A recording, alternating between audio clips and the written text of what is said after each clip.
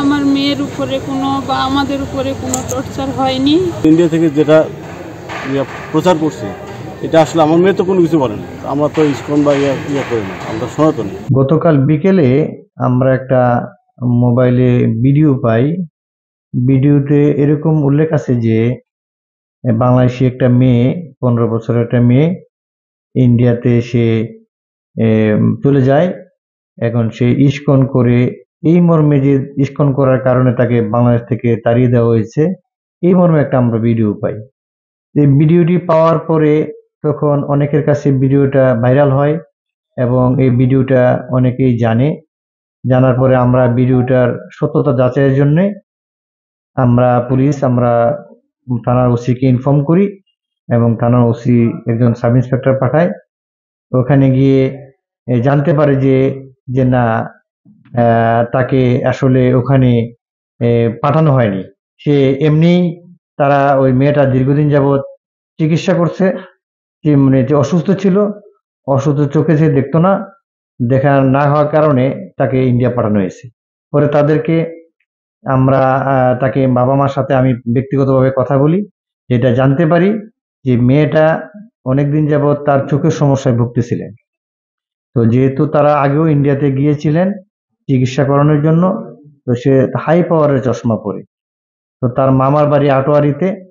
সে এই চিকিৎসার জন্য, যেহেতু এখন ইন্ডিয়াতে ভিসা বন্ধ আছে, যেহেতু ইন্ডিয়া যাওয়া এখন ভিসা না পাওয়ার কারণে যেতে পারছে না, পরে এই কারণে তারা ইন্ডিয়াকে চিকিৎসার জন্য মেয়েটাকে তার আত্মীয়র কাছে ইন্ডিয়াতে পাঠায়। তারা কোনো ইসকন করে এই মর্মে তাকে এখানে যে কেউ ভয়ভীতি হুমকি দেখাচ্ছে, এরকম কোনো বিষয়টা সত্য না। এবং তার মা বাবা বলে যে আমরা তো ইসকন করি না এবং আমরা তো হলো হিন্দু সনাতনী ধর্ম পালন করি। বসুন্ধরা টিস্যুতে ছাড়ের ছড়াছড়ি। বসুন্ধরা টিস্যু নিয়ে এলো নিশ্চিত ছাড়। আমরা ইসকন করতে যাবো কেন? আর আমার মেয়ে তো ইন্ডিয়াতে চিকিৎসার জন্য গিয়েছে, তো আমার মেয়ে তো চোখের সমস্যার জন্য গিয়েছে, আমার আত্মীয়র কাছে গিয়েছে। তো এই ধরনের সংবাদ যারা প্রচার করেছে এটা সত্য নয় এবং আমি এই সংবাদের তীব্র নিন্দা জানাচ্ছি এবং আমি আমার মেয়েকে যাতে ওখান থেকে ফিরে পেতে পারি সেই ব্যবস্থা করার জন্য আমাদের কাছে অনুরোধ জানান।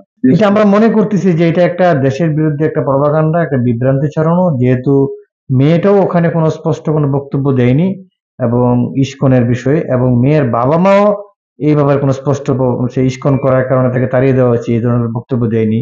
তো যেহেতু এরকম একটা ভিডিও ভাইরাল হয়েছে, তাই আমি মনে করি যে এটা দেশের বিরুদ্ধে একটা প্রপাগান্ডা এবং এটা একটা মিথ্যা গুজব বলে মনে করি। আমার মেয়ের উপরে কোনো বা আমাদের উপরে কোনো টর্চার হয়নি। আমার মেয়ে কিভাবে কেমনে গেল তো আমরা বলতে পারতেছি না। আমাদের এখন এটুকুই যে আমার মেয়ে যাতে আমরা ফিরে পাই, এটাই আমার আবেদন। আমার মেয়ে নম্বর নিয়েছিল, নম্বর নিয়ে সে কিভাবে কি করছে আমরা বলতে পারি না, যে সে কিভাবে গেল। আর আমার মেয়ে এমনটা নয় যে খারাপ কিছু করবে বা কোথাও যাবে, সে ধরনের আমাদের কোনো ইয়াই ছিল না। আমরা বুঝতেই পারিনি যে মেয়ে আমাদের কি করতেছে ও, এটুকুই। এখন আমাদের প্রার্থনা যে সবার কাছে যেন আমাদের মেয়ে সুন্দরভাবে আমাদের কাছে ফিরে আসে। আসলে আমার মেয়ে যে গেছে আমি বলতে পারি না, আমি অসুস্থ। গেছে সোমবারে এখানে জাতিসংঘ গেছে, যাওয়ার পরে কোথায় কী করছে আমি তো আমি অসুস্থ, আমি বলতে পারি না। তারপর দিন মিডিয়ার মাধ্যমে বা আমাদের শুনতে হচ্ছে সে ইন্ডিয়া ধরা পড়ছে, এটুকুই, আর কোনো কিছু না। কিন্তু ইন্ডিয়া থেকে যেটা প্রচার করছে এটা আসলে আমার মেয়ে তো কোনো কিছু বলে না। কে বা কাহারা এই ধরনের কথাবার্তা বলছে এটা তো আমার মেয়ে, আমরা তো ইসকন বা ইয়া করি না, আমরা সনাতনী। কে বা কাহারা কোনো কিছু বলছে, আমার মেয়ের মুখ থেকে কোনো কিছু বের করতে পারে না বা বলেনি, সে কোনো কিছু বলেনি। সে ইসকন না গরিব না কি, সে তো না, সে তো নাবালিকা, তার তো বয়স 13.5 বছর।